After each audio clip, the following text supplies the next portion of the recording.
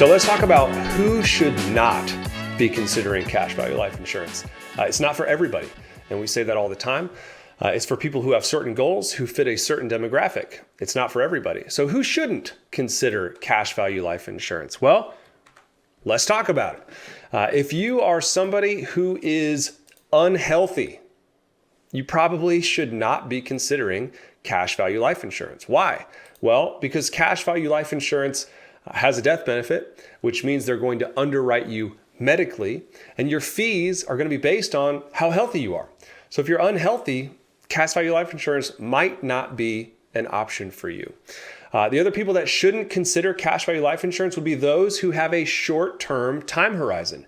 And we just talked about that in our previous video. I thought life insurance was expensive, and it is in those early years. It's an upside down triangle from a fee standpoint. You pay the majority of the fees in those first 10 years. So if you have a short-term time horizon, if you're saving up to buy a house in 3 to 4 years down the road, you're probably not going to want to purchase a life insurance policy to facilitate that transaction because you're paying all those fees in those early years, and it's just not going to make sense for you.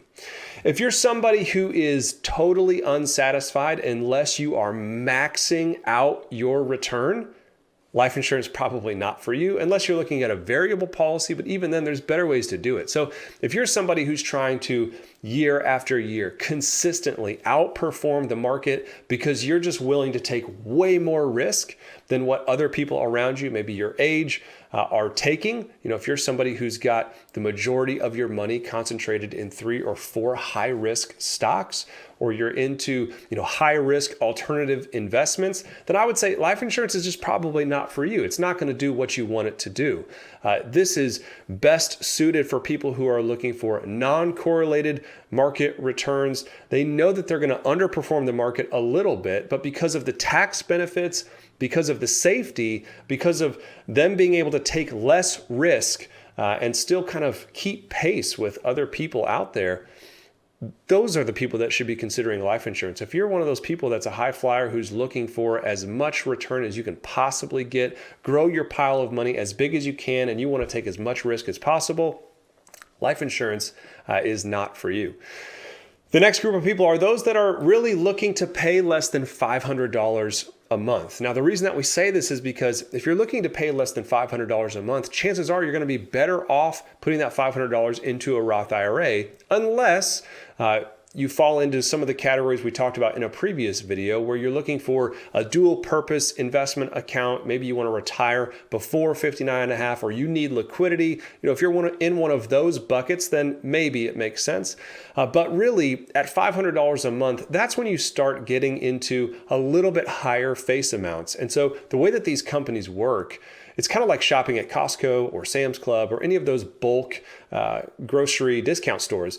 The more you buy, the more you get from a savings standpoint. So you're much better off buying 150 ribeye steaks from Costco for like $2,000, if assuming you can eat all those, than buying one steak at your butcher. You get a better price at Costco. The same thing is true of life insurance.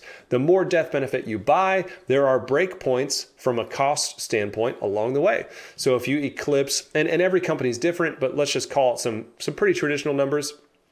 If you eclipse a $300,000 death benefit, or a $500,000 death benefit, or $1 million death benefit, or a $3 million death benefit, or a $5 million death benefit, those are kind of your breakpoints, generally speaking, with most companies, where you get a reduction in your fees. And you're not going to get any reduction in fees if you're paying less than $500 a month. The next group of people that probably shouldn't consider life insurance are going to be those who have excess debt. And we're not talking about, real estate debt. We're not talking about debt that works for you. We're talking about debt that works against you. So if you have a lot of credit card debt, consumer debt, a lot of car loans that you're currently paying on, I'm just going to submit to you that if you have a lot of excess debt, I would much rather see you pay off your debt before you go out and start investing in something like cash value life insurance. So if you fall into one of those categories, cash value life insurance, probably not for you at this point in time. And hopefully that clears things up and just kind of distills who should be and who should not be considering cash value life insurance.